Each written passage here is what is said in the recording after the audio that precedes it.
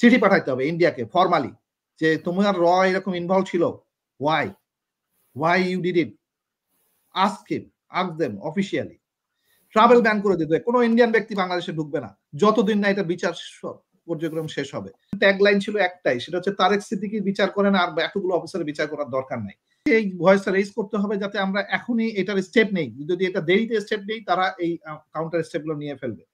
This is one of the কি reason যেটা internationally voice raise করতে হবে এখন, এবং সেটা একমাত্র পারেন হচ্ছে প্রফেসর ইউনূস সাহেব, কারণ উনি একমাত্র ফিগার যিনি ইন্ডিয়ার ফিউশনে বাধা দেওয়ার মতো এখনো স্ট্রং হয়ে দাঁড়িয়ে আছেন। এবং আমি রিকোয়েস্ট করব, অনুরোধ করব যে আমাদের মতো যারা ভিকটিমস তাদের মুখের দিকে চেয়ে উনি যেন ইন্টারন্যাশনালি এই ভয়েসটা তুলতে পারেন, অ্যাটলিস্ট নিজের থেকে বলুক, সেটাও যেন হতে পারে।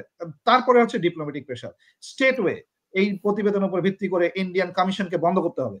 ইন্ডিয়ার কোনো এখানে কোনো মানে ইনস্টিটিউটই আমাদের বাংলাদেশে অ্যালাউড না, আজকের থেকে ডিক্লেয়ার করে দিতে হবে। ওই ফ্রেন্ডলি স্টেটমেন্ট এইসব বুলশিট, দিস আর বুলশিট ওয়ার্ডস, এগুলো দিয়ে আমাদেরকে দুর্বল করানো হয়, এগুলো দিয়ে আমাদেরকে ভাবানো হয় যে আমরা ভয় পাইতেছি। আসলে ভয় জায়গা থেকে আগে নিজেদেরকে বেরোয় আসতে হবে। আমাদেরকে ইন্ডিয়ান এম্বাসি বন্ধ করে দিতে হবে, কালকের থেকে এম্বাসিকে চিঠি দিয়ে বলে দিতে হবে গো ব্যাক। যখন এটা সমাধান হবে, যখন বিচার হবে, তারপরে আবার আমরা আসতে দিব, but right now it should be closed. এক্ষুনি এই মুহূর্তে ক্লোজ করে দেওয়া উচিত। ফোর্থ হচ্ছে যে সিকিউরিটি রিফর্ম করার জন্য যে বললাম যে ডিজিএফআই এনএসআই এদেরকে কাউন্টার ইন্টেলিজেন্স লাগাই দিতে হবে, যে ওরা আমাদের বিরুদ্ধে সারা পৃথিবীতে কি কি খেলতেছে, তাদেরকে আমরা কি কি কাউন্টার করতে পারি। যদি না করতে পারে ওই যে এগেইন সেম পানিশমেন্ট তাদেরকেও দিতে হবে, যে তোমরা যদি পারবা না বাবা তাহলে তোমাদের ওই দোকান বন্ধ করো। যে দোকানে মালামাল যদি পচে যায়, যে পছন্দ ধরা মাল যদি তুমি ক্ষতিপূরণ করো, তো সেই মালিকের ব্যবসা বন্ধ। তাহলে তো আমি এই ডিজিএফআই আর এনএসআই বেতন দেবো কি জন্য? Why should I we pay মানে millions of dollars for them? কি কাজ তাদের? কাজই তো এটা ছিল। উল্টা তারা আমাদের নিজেদের অফিসারদেরকে মেরে ফেলছে, আবার সেই অফিসারদেরকে আমরা জেনারেল বানাইতেছি। ওয়াই? এরপরে আসেন হচ্ছে মেরিটাইম বা পোর্ট রিকন্ট্রোল, মানে এটাকে বলতে পারেন যে মানে যেই সব জায়গায় আমাদের দুর্বল জায়গা ওরা বানায় রাখছে, পকেট বানায় রাখছে, যেসব জায়গায় পকেট গুলো বানায় রাখছে সেই জায়গায় একটা কাউন্টার মেকানিজমে যেতে হবে। যেমন ধরেন কিছু চুক্তি আছে, ওই যে বললাম যে 900 একর জমি দিতে হবে, করিডোর দিতে হবে, তো অমুক দিতে হবে।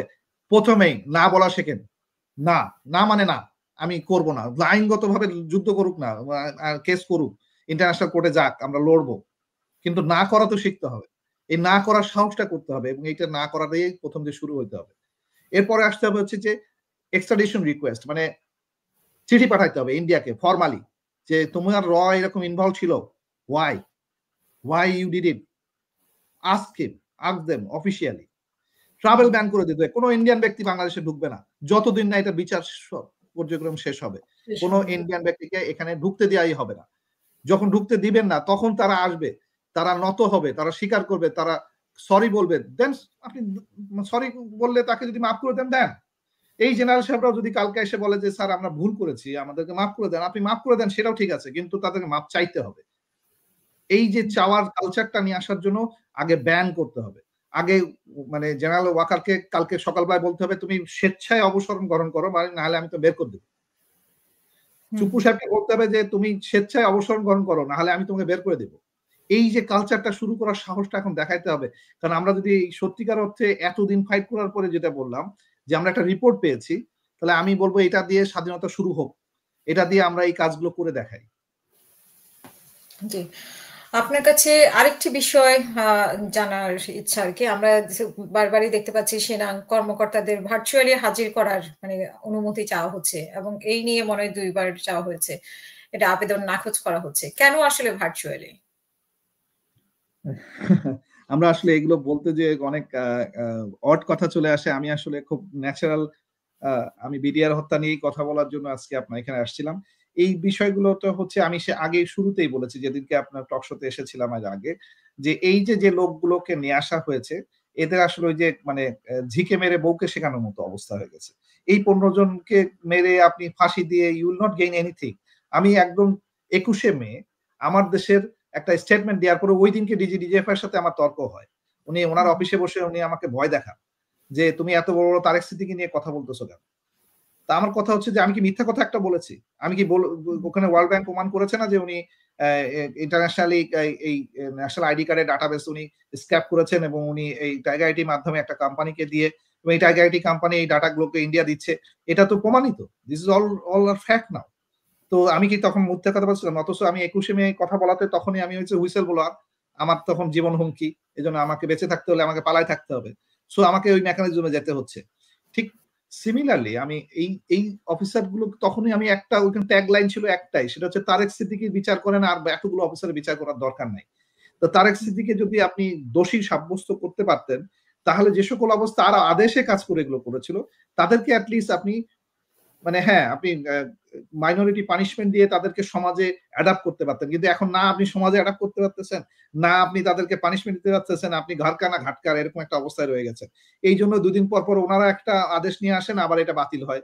ওনারা বলছেন ভার্চুয়ালি, আবার কোর্ট বলছে ভার্চুয়ালি হবে না, তাদেরকে ফিজিক্যালি আসতে হবে। এই যে ছাপা মারোয়া করতে থাকবে আর সবাই ওই যে ওনারা আছে স্বপ্ন দেখতেছেন যে একটা দল আসবে বিএনপি, তারা তাদের হয়তো বা মাফ করে দিবে, তারা বিএনপির সাথে মিশে আবার আগের মতো দাবিদারি করতে পারবে, আবার আগের মতো ওই যে ধরেন সচিবরা, যে আপনি শুধু একটা জায়গায় যান সচিবদের, ধরেন সে বসুন্ধরা সকল ফ্ল্যাটের তালিকা নেবেন, তালিকা নিয়ে দেখবেন যে বাংলাদেশে ব্রুকরেটসের কয়জনের কয়টা ফ্ল্যাট আছে।